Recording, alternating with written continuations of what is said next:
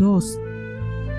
¿Quién creyera que tanto juramento de amor, tan acendrada fe, una constancia tan sostenida por espacio de 8 interminables años, hubiese de flaquear precisamente desde el momento en que irrevocable vínculo parecía haber unido toda la eternidad a los 2 héroes de mi cuento? ¿Quién pensara que naufragase en el mar de la bonanza la flotante barquilla, salva de tan deshechas tempestades, y que finara al cabo aquel hálito vivificante, a cuyo soplo respondieran antes unísonos sus corazones, sustituyéndole la fría saciedad y luego el hastío y la aversión por último? Sin embargo, todo pasa en este mundo, y este axioma, por desgracia o fortuna nuestra, tan verdadero, ha sido formulado por un filósofo repetido por ciento, y será comprobado hasta el fin de los siglos. Todo pasa. No hay nación que no lo reconozca, no hay idioma que no le exprese esta frase que tanto nos aterra. Debiera ser, no obstante, nuestro único consuelo.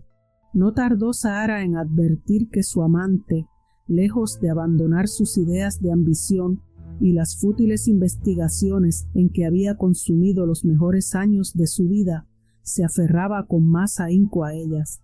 Aquel hombre que en un momento de fervor depositara en tan flacas manos el hilo de su existencia, consideraba desde entonces casi inevitable la perspectiva que el aparecérsele por primera vez tanto le había sobrecogido. Ella, por su parte, no tenía razón para temblar. No era posible que aquel para quien el amor a la ciencia lo era todo, sacrificase con una palabra ese otro amor. Si por fatal desgracia llegaba una vez a obstruirle el paso. Y véase cómo la apasionada escena de que el antro del diablo fue testigo vino a ser para entrambos la más acerba memoria que poco a poco corroía en sus corazones toda noble semilla, todo generoso sentimiento, sin ser empero osado confesárselo. Al menos antes de aquella negra noche, se decía cada uno, Dios o el destino solos hubieran decidido nuestra suerte. Y quién sabe, añadía ella, lo que me estaba reservado, quién sabe si recuperando el viejo Eleazar a su hija, hubiera sido para ambos el brillo de esa estrella, que tanto debe llegar si no se ha engañado. Una corte, un trono, y quién sabe, continuaba él, hasta dónde, en alas de mi genio mismo, se elevara esta gigante imaginación cuya hoguera me abraza a no poder anonadarla a deshora, ese brazo ajeno armado por mí mismo, ciencia que en mis vigilias busqué, gloria a que idólatra aspiro, os estaba predestinado y deberé perderos.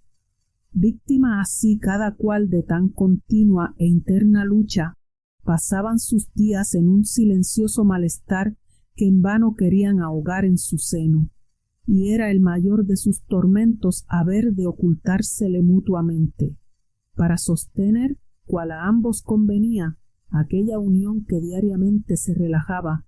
Debió la hipocresía venir en auxilio del interés.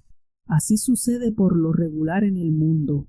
Evitando uno y otro interrumpirse en sus melancólicos pensamientos, huían las ocasiones de hallarse juntos, y por un convenio tácito no se hacían reconvenciones, ni echaban menos los antiguos momentos santificados por el amor que cometían haber sido inextinguibles.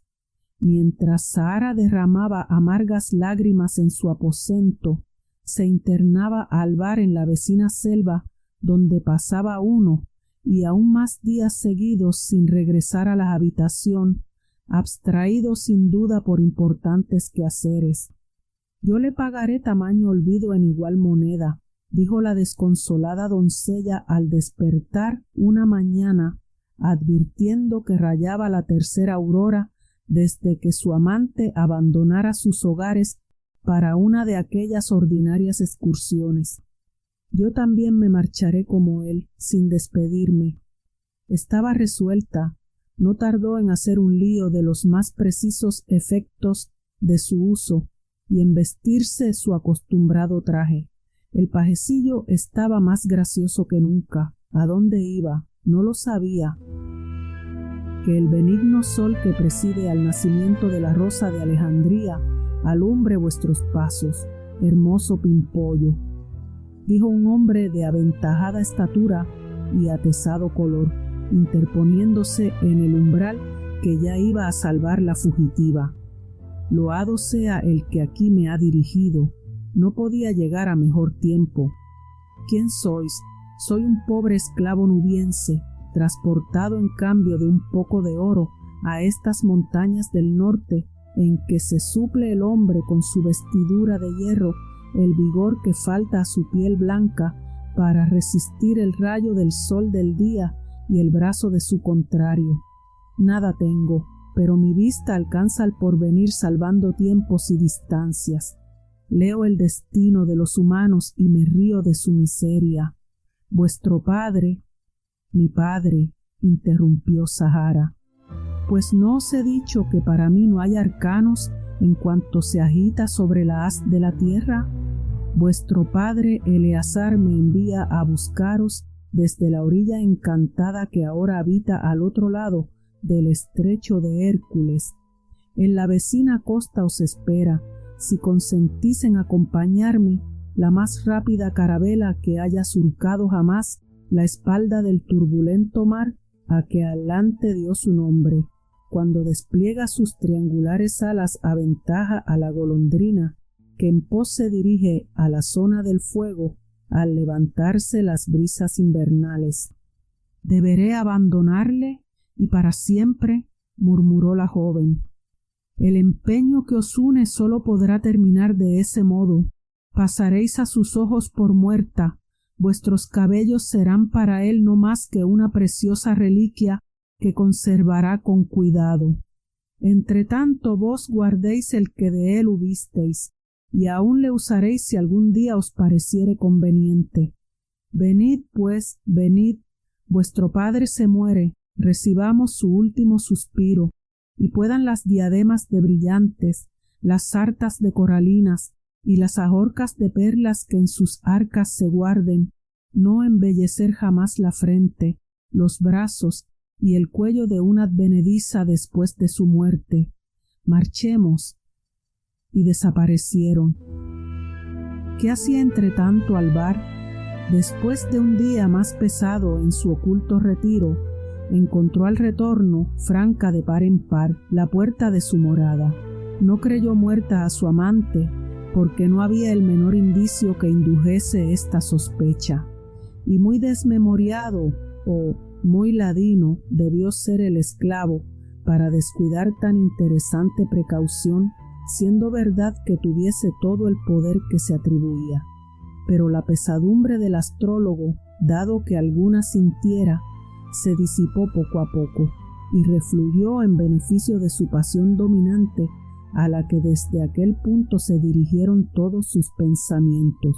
Turbaba, sin embargo, sus más hondas cavilaciones la memoria del poder con que locamente había armado a Sara, que en un momento de despecho, tarde o temprano, no dejaría de recurrir a él y herir su frente antes de que en ella fructificase el lauro inmarcesible de la gloria.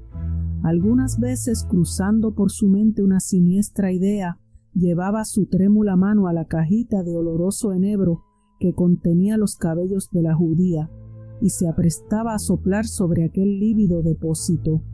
Mas tan frío asesinato le horrorizaba, repelía iracundo la peligrosa tentación y se alejaba a largos pasos, descolorido y calenturiento. Pasado así algún tiempo, pareció que un rayo de esperanza le animaba. En uno de los ilusorios desvaríos de su imaginación había osado concebir el plan más vasto, la más gigantesca idea que engendró nunca cabeza humana. Las profundas abstracciones, aquellas dilatadas ausencias tan sensibles a su amante, no tenían otro motivo, porque tan exaltado como demente pretendía topar con el misterio, no de la confección del oro, no de la panacea, mucho más, el del licor de la inmortalidad. Este halagüeño devaneo a que se había aferrado como a una última áncora de salvación parecía posible a sus ojos. Con él desafiaría los tiros de la suerte, destruiría el efecto de una palabra muy de ligero pronunciada por la que alienara su existencia. Su nombre, aún más que su terreno ser, se eternizaría en la memoria de los hombres, y por espacio de 3 días todos sus cómputos, amalgamas y copelaciones correspondían exactamente a sus deseos. He aquí la razón por que 2 meses después de la fuga de Sahara, al encaminarse con veloz paso a la retirada selva, se retrataba con más fuerza la violenta sensación que le dominaba. Proponíase aquella noche llevar a cumplido fin sus investigaciones, perseguir al destino hasta forzarle en sus últimas trincheras y arrancarle el fecundo secreto cuyo velo creía ya tener asido. Grande, inmenso iba a ser su júbilo, o amarga hasta la muerte su decepción. Así, al entrar en el solitario antro, sintió latir precipitadamente su corazón, y la tea de pino vaciló en su mano. ¡Qué calor!, dijo pasando un lenzuelo por su húmeda frente y observando las brillantes y rápidas exhalaciones que se sucedían en la atmósfera con breves intervalos. La noche me es propicia, añadió. Acabemos. Colocó en un hueco practicado en la pared la antorcha que le alumbraba, y desembarazándose de su molesto ropaje dio principio a sus trabajos. Mucho había variado el interior de la gruta desde que el diablo, que la daba nombre, se apareciera en ella a Alvar de Tudela y a su pretenso paje. Las paredes, desiertas en aquel tiempo, estaban ahora adornadas de largas repisas en que se veían en profusión retortas, sifones, fragmentos de minerales, huesos calcinados, vasijas de todos tamaños con bálsamos, espíritus y esencias, e infinidad de objetos de física, química y zoología. En un extremo había un alambique, al otro ardían en 2 hornillos varios cristales. Una mesa colocada cerca del muro contenía un cúmulo de pergaminos borrajeados con caracteres extraños y un antiguo libro. Divisábanse también sobre ella un compás y la fatídica cajita de enebro que acompañaba al astrólogo en todas sus operaciones.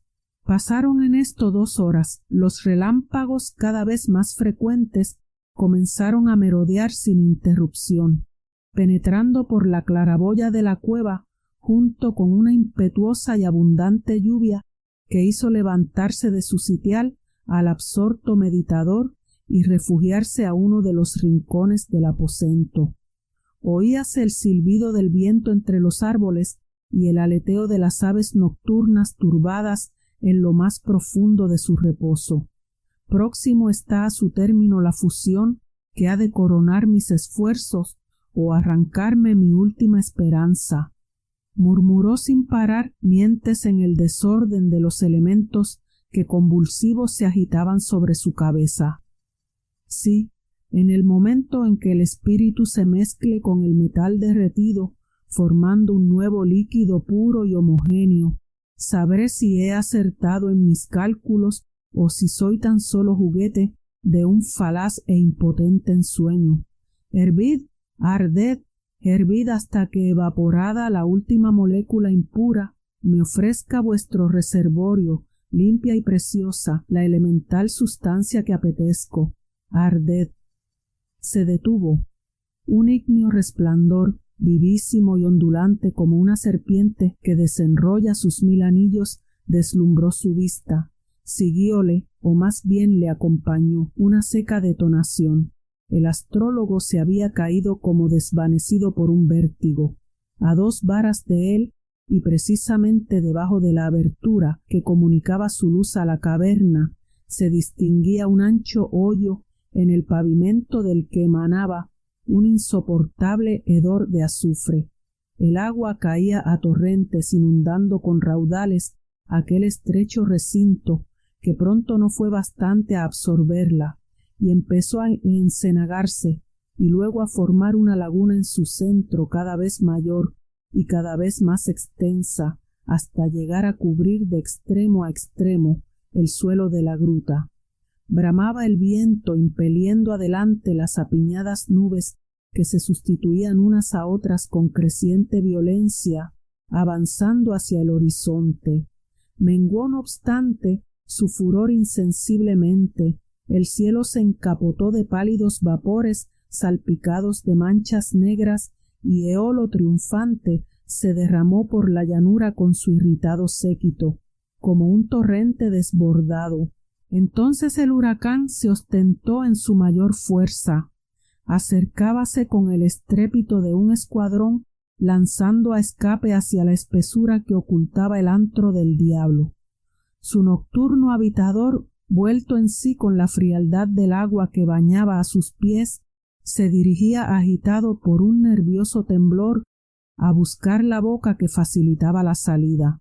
Un fragor horrible estalla, se estremece la selva en sus raíces, elevados pinos, corpulentas hayas, encinas seculares, todo cruje, cae, o es arrastrado por la tormenta que al pasar ciega con troncos y hojarascas el estrecho callejón, único medio de salvación de Alvar.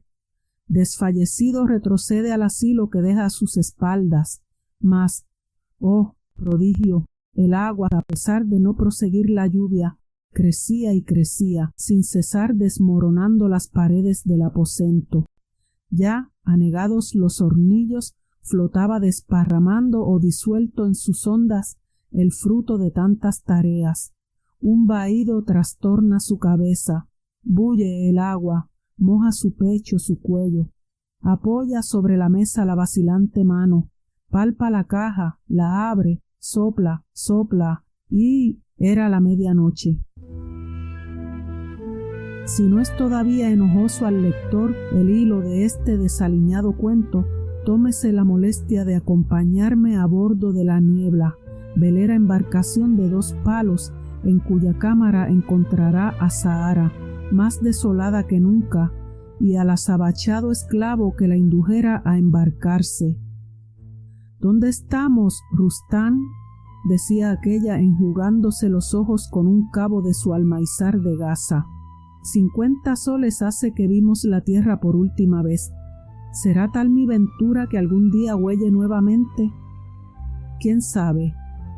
Ah, si el velo de lo futuro es transparente para ti, decláramelo por tu vida.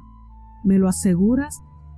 Sé, todo pudiera ser, repuso el hijo de la nubia, dando a su gesto una indescriptible expresión que en su desconsuelo se escapó a la doncella. Por lo demás, tenéis razón.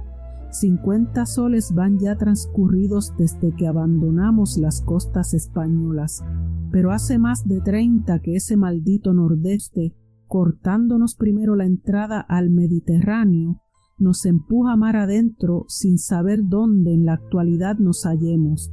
Como quiera, yo presumo que jamás ha resonado en estos lugares otro rumor que el mugido de las olas, ni su virgen seno ha sido surcado más que por los monstruosos peces que a cada paso vemos en nuestro camino.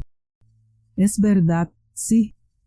Repara cuán furiosos siguen la estela que deja tras sí el buque, cual si pretendieran anonadarle por ser osado a turbar su reposo. Pero, ¿durará esto mucho, Rustán? Dímelo por piedad. Aún tenemos provisiones para 3 días, contestó el negro eludiendo la pregunta. Ya sabéis que poseo el medio de depurar el agua del mar hasta hacerla potable. Por otro lado, el piloto asegura haber observado algunas señales que indican la proximidad de la tierra. Esperemos, pues. Antes me matará 1000 veces la pesadumbre. Mira, amigo, yo he pensado acaso será una mala acción, pero... ¿Qué señora? Fue Alvar tan ingrato conmigo. Y diciendo así sacaba de su seno el mechón encantado envuelto en un retazo de seda. Rustán se puso en pie, aplicó el oído a la parte de donde venía el viento y volviéndose repentinamente detuvo su mano exclamando: «Todavía no». «¿Qué dices?» «Pero, ¿qué estrépito es ese?». Silbando como una bomba que se eleva rebotando del bronce que la despide, había sonado arriba una fuerte ráfaga, a cuyo sacudimiento se estremeció el buque. Los marineros alzaban agudos alaridos y corrían en todas direcciones. Al arrojarse los dos interlocutores a la estrecha escalera, dieron con un hombre que bajaba a toda prisa. «¿Qué hay?», preguntó Rustán. «El piloto, señor». «Acaba». Estaba sobre el castillo y un vaivén le ha arrojado al agua. «¡Salvadle!», exclamó enajenada la joven. «Imposible. Ya los tiburones se disputan sus palpitantes restos». Entretanto arreciaba el hervor de las olas, saltaba a copos la espuma de sus erizados lomos, y el viento sacudía los mástiles cual si fueran quebradizas cañas. «¡Orza!», gritó Rustán, abalanzándose al delicado mancebo que manejaba el timón. «Voto a...». «Está mareado. Quitad de aquí este alfeñique, muchachos. Probemos si mi brazo es algo más vigoroso». «Bien. Y vosotros a la maniobra». La noche fue terrible. Ni un solo hombre bajó a tomar descanso. Ni la infeliz Sahara pudo pegar los ojos. Pero ¿cuáles serían en tanto los pensamientos de su atezado escudero? Se aseguraba que hubo momentos en que, abandonando su puesto, se hundía por alguna trampa desconocida a lo más profundo del buque y aparecía nuevamente al cabo de pocos minutos, animando sus encendidos labios una ambigua sonrisa. Lo cierto es que a las 3 de la mañana las tristes voces del gobernal Ley ha saltado, el barco hace agua, vinieron a aumentar la confusión de la escena. Toda la tripulación se precipitó a la bomba. Afortunadamente este último recurso era aún suficiente para dilatar cuando menos su próxima ruina. Pero era necesario no perder un solo instante, y el bajel entretanto, sin timón que le guiase, como un caballo sin freno, seguía desalentado todas las oscilaciones del viento, de aquel viento que raudo, mugiente, incansable, iba con furia cada vez mayor a sus alcances. ¿A qué prolongar esta lúgubre pintura? Pasaron los más inminentes momentos de peligro. Se dio, sí, la tempestad, pero ¿qué medios de salvarse? ¿Cómo encontrar un camino? Transcurrieron algunos días, vanas dilaciones de una inevitable muerte. Los bastimentos, distribuidos con la más rígida estrechez, no pudieron alcanzar más que a la 7ª aurora. Pálida, febril, desfallecida, iba Sahara por su segunda vez a hacer uso de su sobrenatural recurso, después de 48 horas de una absoluta abstinencia. Pero Rustán, que nuevamente volviera el oído a la parte de Barlovento, después de unos instantes de profunda atención, movió la cabeza con disgusto y «Todavía no», repitióla. «Rustán, tranquilizaos, no pereceréis de hambre. Acabo de descubrir cerca de este aposento varios barriles de víveres, olvidados en la confusión que ha días reina a bordo. Corro a participar a la tripulación esta noticia». «Eso no me basta ya», gritó Sahara haciendo su brazo. «Necia fuera, en verdad, cuando tengo la salvación en mi mano, perder momentos preciosos a trueque de vagas esperanzas, con las que en suma solo prolongaré mi vida por breves días». «¿Y serías capaz?» «De todo, si bajo juramento no me prometes, según tu ciencia, que volveré a pisar tierra».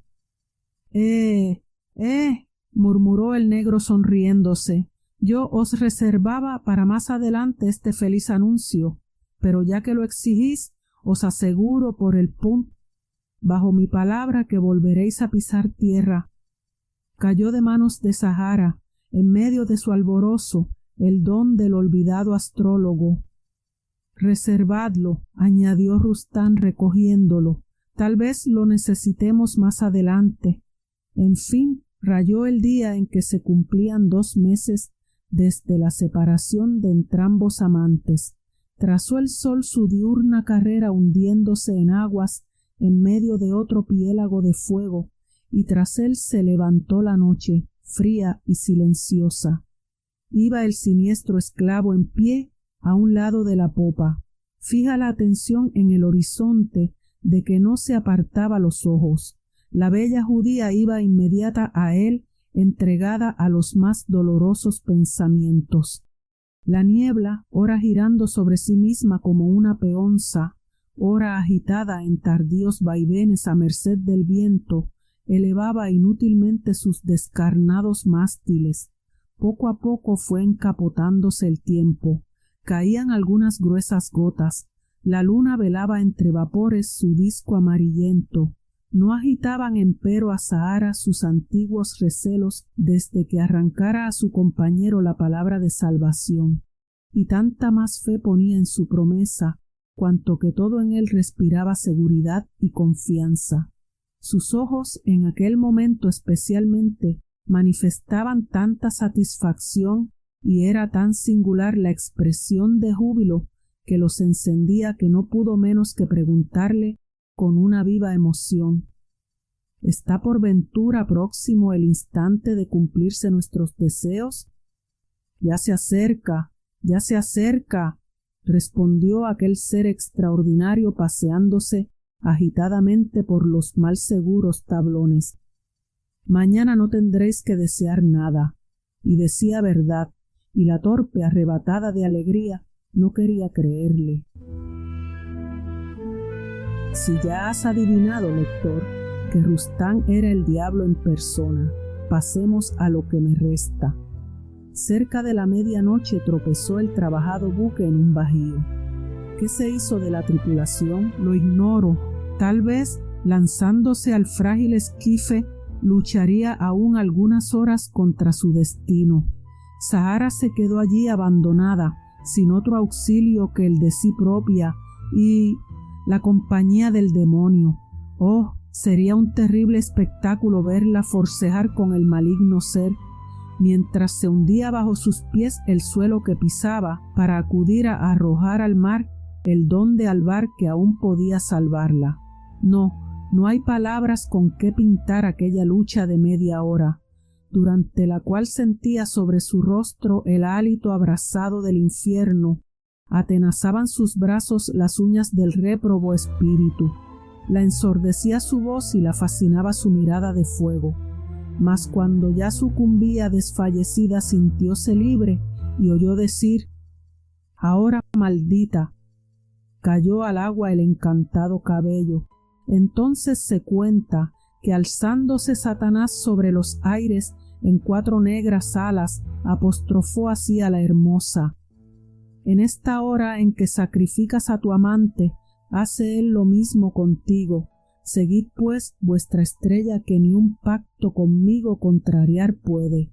Para estimularle he convertido la selva en laguna. Por cumplirte mi palabra, haré que termines tu vida pisando tierra». No sé cómo fue, pero en vez de seguir zozobrando el buque, tomó consistencia, se petrificó y por algún tiempo resonaron aún sobre la calva peña los gemidos de la infeliz judía, cual otra Ariadna abandonada. Esa historia, a más de inmoral, es inverosímil. Dije a mi narrador, no bien acabó su larga relación, porque ¿qué se ha hecho de la laguna y del peñasco, sin los cuales quedaría reducida a la nada? Aún existen, la laguna junto a un pueblo que no me dejaría mentir si me acordara de su nombre, en las Asturias de Santillana. Por cierto que tiene flujos y reflujos, y el agua es salada como la de la mar. En cuanto al peñasco, adelante, allí lo tiene usted todavía. En efecto, me señalaba un negro peñón a bastante distancia, en cuya forma, a pesar de la oscuridad del crepúsculo, creí percibir cierta semejanza con los contornos de un buque. Pregunté y me dijeron que era conocido vulgarmente con el nombre del bergantín, no tardaré en perderle de vista. Eduardo González Pedroso, seudónimo Mario Colman, nació en España, aunque vivió buena parte de su vida en Puerto Rico. Colaboró con el Boletín Mercantil de Puerto Rico en 1842 con 3 poemas. Su obra más conocida es el volumen 58 de la Biblioteca de Autores Españoles, ya que se especializó en el estudio de los autos sacramentales del Siglo de Oro. Dicha obra fue publicada póstumamente en 1924.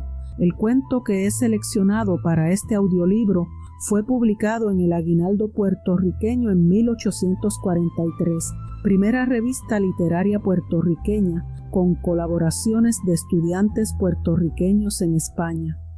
Este relato constituye, según el escritor y crítico literario Héctor J. Martel Morales, el primer relato fantástico conocido de la literatura hispanoamericana.